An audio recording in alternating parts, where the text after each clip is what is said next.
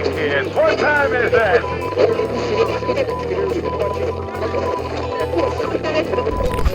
Hey, it's Edson with GeekTime TV, talking about Transformers #1, the comic that just came out in about a month ago. I can't believe the time just flies right by. I meant to do this a while ago. Back we did cover this when the Transformers license went from IDW to Robert Kirkman's Skybound, and I thought that was great because Kirkman's has been very successful with his comic books, and I thought this is a great home for Transformers. They also got GI Joe as well, and now the #1 came out with both Daniel Warren Johnson, both writer and artist on this. We did a review of Kirkman's other comic, which is called Void Rivals, where they had an appearance by Transformers there, Jetfire, which kind of launched this whole Transformers reboot.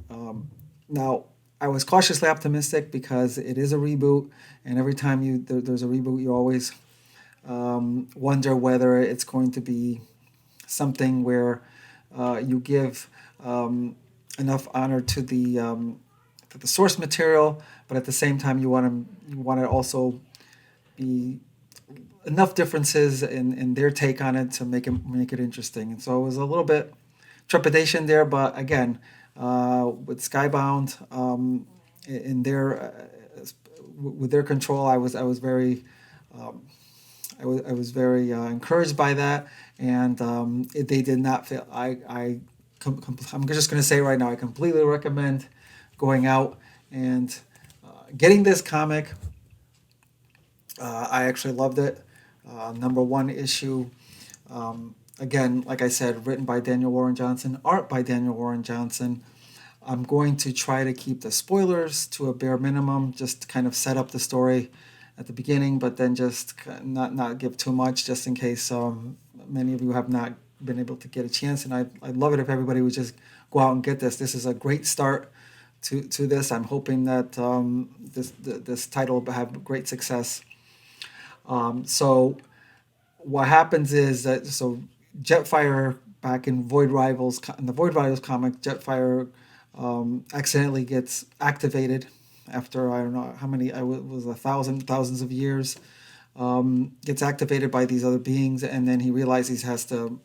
It's been so long since he left Cybertron, so he goes looking for the other Transformers. He winds up on Earth, where there's other Optimus Prime, and the other Transformers are kind of just laying there inactive, and he initiates them to be revived, and then it starts from there, where he is unaware that there's been that a war has started between the Autobots and the Decepticons. So he's unaware of this. So he kind of revives them without knowing this. And right away, the Decepticons begin attacking the Autobots there, and there's more Decepticons being revived, and the Autobots quickly become outnumbered and have to kind of retreat and regroup. This is in general. There's a lot more. I'm just, like I said, I'm just trying not to give too much.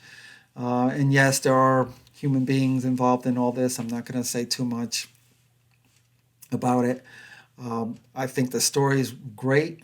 Again, does give a lot of. It does stay true to the source material, but also enough differences in there to make this very unique.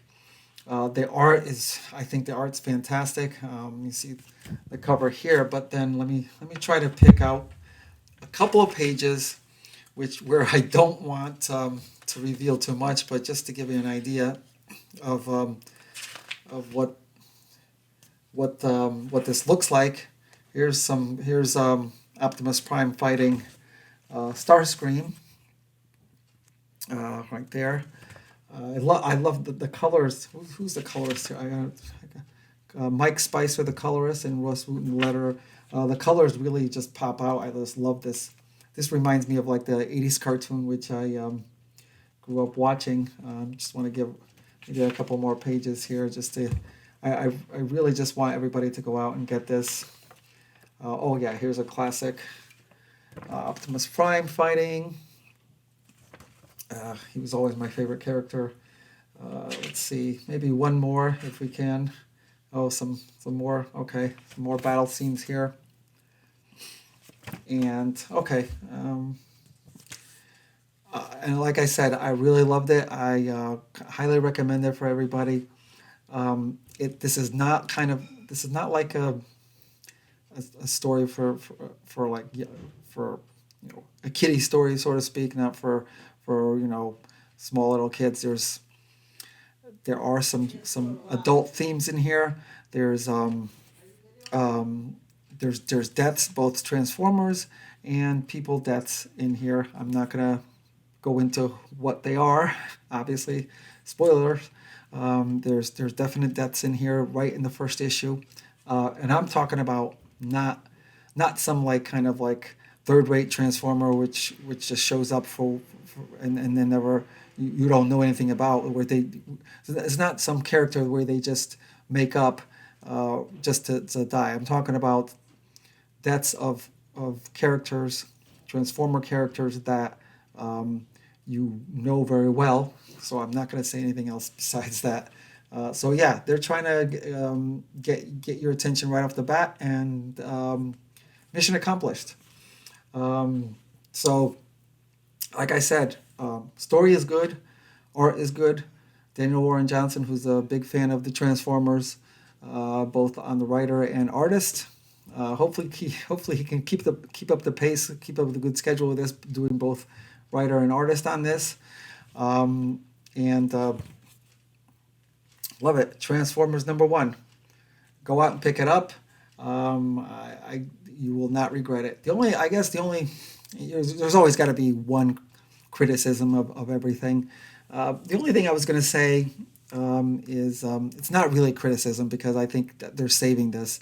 But so Megatron does not appear on here, and Megatron was always a very strong character, always stealing the scenes here. So Megatron does not appear in this comic. That doesn't mean he's never going to appear in it.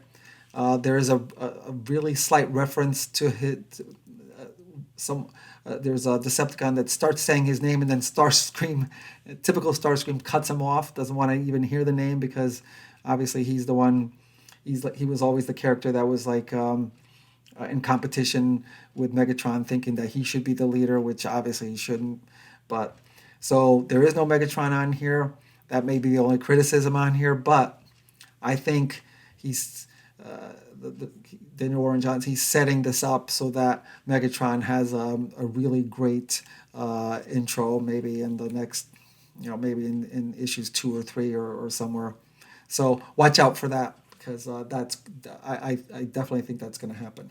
So, anyways, Transformers #1, highly recommend it. Please go out and get it, read the story, and let me know in the comments what you think. And I'm more than glad. I'd be happy to hear from you. And I think issue #2 is actually coming out this week as I'm making this recording. I meant to do this quite a while ago, and the time just keeps right on flying. But just wanted to get this right under the radar, right before. Actually, by the time you see this video, the Transformers #2 may be already out. But just wanted to get this out there, just in case someone's still wondering whether they should bother with this comic. If you're a Transformers fan, go get this comic. And that's the last thing I'm going to say. Okay, that's it for me this time. Thank you for watching, and I'll talk to you soon. Thanks for watching GeekTime TV. If you like this video, please subscribe to the channel. If you subscribe, make sure to check the little bell icon anytime someone from our network drops new content here. Want some GeekTime swag? Check out the merchandise available in the GeekTime TV store, linked in the channel description below. Share GeekTime TV with friends, and as always, thank you for your support. We'll see you soon.